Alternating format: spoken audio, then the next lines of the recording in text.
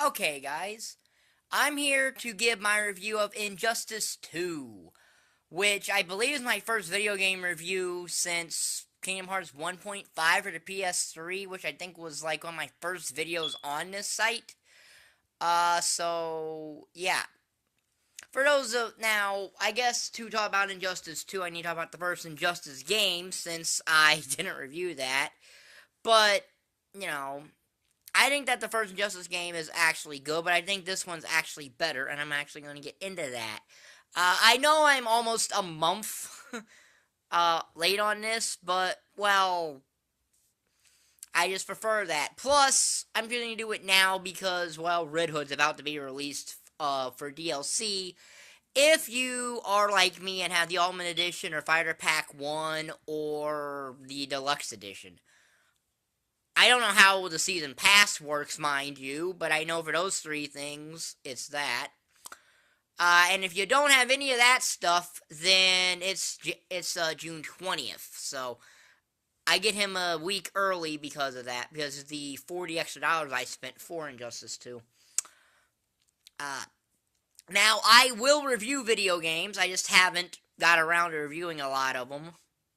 I might start, just for content, but it might. But and later this week, I'll probably have up a Wonder Woman review. Of the Wonder Woman movie. So, let's start about the plot of Injustice 2, which is actually far more well thought out than the first Injustice game. Because while this does pick up where the last Injustice game because it starts with Bruce Wayne giving a thing to, like, I guess the Senate or something like that, where he's talking about the series of events that led to the first Injustice and the One Earth regime and all that. Because I guess in this world, everyone knows who Batman is anyway. No secret identity for Batman here. Or anybody, but eh. And then we cut into the first chapter of the story mode, which is the Batman prologue, in a way, to right before Injustice, shortly after, I guess, Superman killed Joker. And you basically get the story of why Damian Wayne joined the insurgency. Now, of course, he's still Robin in this game, which doesn't make any sense for why he shows up Nightwing later in Supergirl's part of the story when he is Robin the entire game. But I guess that's continuity for the first game, but This, this is why Nightwing probably should have just been a premiere skin for Robin. It would work that way. It works better that way. Uh, but, mm. And yeah, it's just what it is. Injustice 2 has this thing where each chapter is 4 fights, but it does have some branching paths to it. It's got a few. It's got chapter 3, which you can choose between Green Arrow and Black Canary. It's got chapter 6, which is a choice between Firestorm and Blue Beetle. It's got chapter 7, which is a choice between Cyborg and Catwoman. Chapter 11 is a choice between Batman and Superman, and ultimately there's a Batman Superman choice as the final chapter, which changes the ending depending which one you get. You get the good ending or the bad ending. The good ending is arguably the lamest ending in this game because it's just basically Superman goes to the Phantom Zone and Batman puts Supergirl in the Justice League, or the Circle of Trust.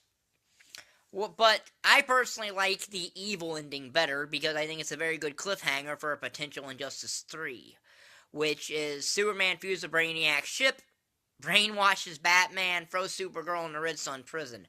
That's a good setup for Injustice 3.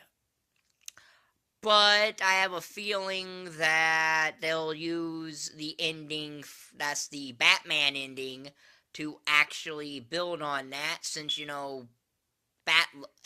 everyone seems to love Batman. The one guy in this game that could not beat half this roster, or at least not Superman and Supergirl. He definitely can't beat them unless he's using kryptonite.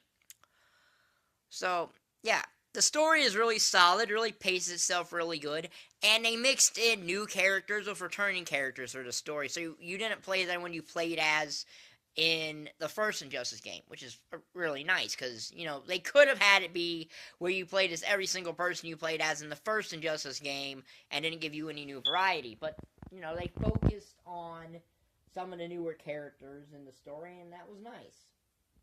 Now, it's when I first played this game, I noticed there was no actual arcade tower until I did the battle simulator and noticed that after you complete the tutorial, is the tower. So it's very well hidden in that. It's very well hidden there. And it comes in 3 stages: 5, 8, and 12 opponents. And of course, you get the characters ending after the tower. Now, my only problem is just to help level up the character and such. I actually did all 3 levels of the Battle Simulator, or at least the ones you get endings. Well, you also get an ending for the survival one if you can actually make it past that. But, so, at best you'll be seeing the ending 4 times, and originally, until the most recent patch, you couldn't actually skip the ending. So you had to watch them multiple times. But still, a lot of them are very interesting. Some of them aren't. But I do wish to know some backstories on characters, because I know a little bit about the DCU. I don't know a lot about lesser characters like Dr. Fate and such. That's just the way it is. Because Dr. Fate never showed up in any DC show I watched, which is predominantly Batman animated series and the Superman animated series. I never saw any of the Justice League stuff or anything like that. I might later. I might go back and get some of this stuff and watch them. But I haven't really watched any of the Justice League stuff, so I can't really tell you about that. And what I know about Swamp Thing comes from a very early 80s cartoon miniseries. And I believe his origin was retconned anyway, back into something else.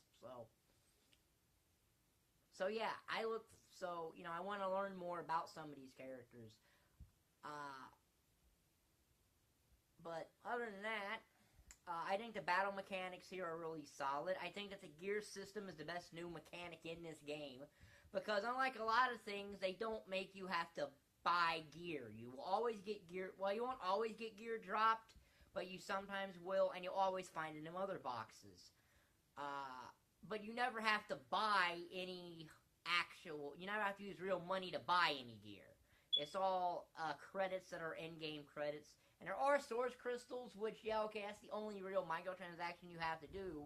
But to be perfectly honest, it's actually the most efficient way to get some of them. It's actually the most efficient way if you want the premier skins for, if you want the Mr. Freeze, Cheetah, Vixen, and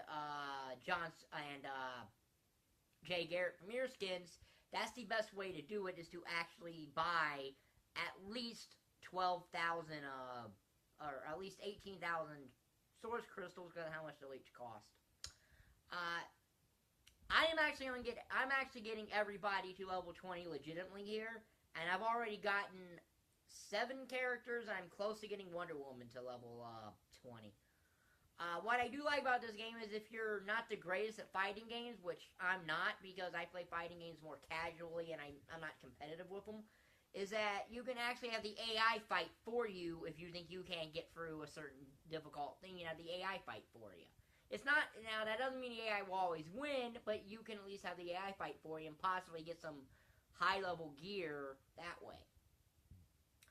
As far as Fighter Pack 1, I'm fine with Fighter Pack 1. Red Hood's an interesting character from what I know about him by doing research on him. I think he's probably going to have a lot of good dialogue with Robin, Batman, and Joker. I don't know about anybody else, but Robin, Batman, and Joker seems like the ones he'd have the most interesting dialogues with. Starfire, her dialogue would be interesting, at least with Cyborg and Robin, even though it's not the Robin she knows, but And Sub-Zero, as much as I don't, guest characters in fighting games don't really bug me as much as some people do. But if you are going to put him in it, I prefer you give him a story, which at least they're giving a logical reason for Sub-Zero being in here. As far as some other DLC, I don't know much about the DC universe to actually bother to try to predict DLC characters. So I'm not really going to do that. Other than Black Manta was clearly one of the silhouettes. Whether that's going to be a thing or not, I don't know. But don't ask me to do any DLC predictions outside of what because I'm not going to bother. I don't know enough about the DC universe to actually try to predict them. But yeah, this is actually a really solid game. It's a really solid fighting game.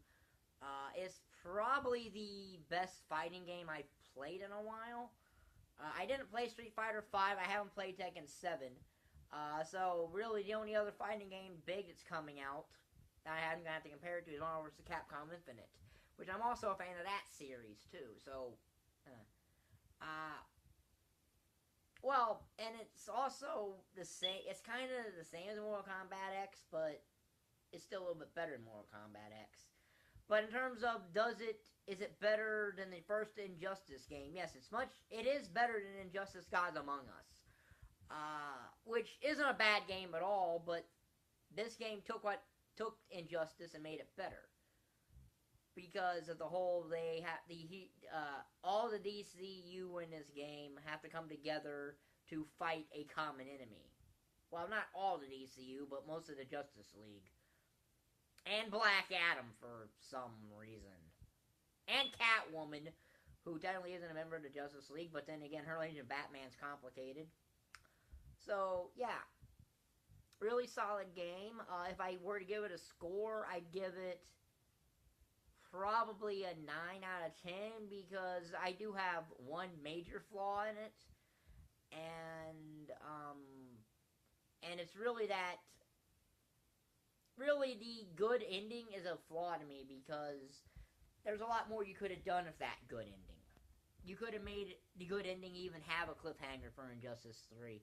You could have had both of these endings have a tease for a possible Injustice 3. You could have found a way to do that. So, yeah. Very solid game.